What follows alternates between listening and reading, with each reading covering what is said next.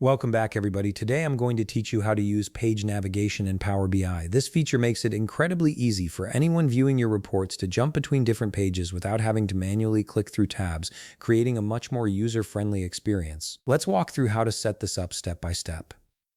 First, open your Power BI desktop application and make sure you have your report ready. Once you're in, direct your attention to the top menu bar and click on Insert. This is where you'll find all the interactive elements you can add to your reports. After clicking Insert, look for the Buttons option and click on it. A drop-down menu will appear with several button types. From this menu, click on Navigator and then select Page Navigator. This inserts a page navigation element directly onto your report canvas. Now that the Page Navigator is on your canvas, you can resize it to fit your layout. Simply click and drag the corners or edges to adjust it to the size that works best for your design. This flexibility ensures it doesn't obstruct any important data while still being easily accessible for users. Next, look over to the right side of your screen where you'll see the Format Navigator panel.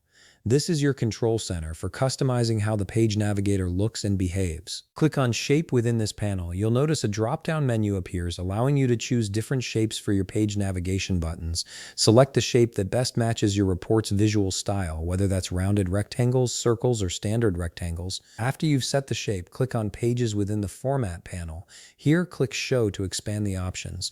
You'll see a toggle button beside each page in your report.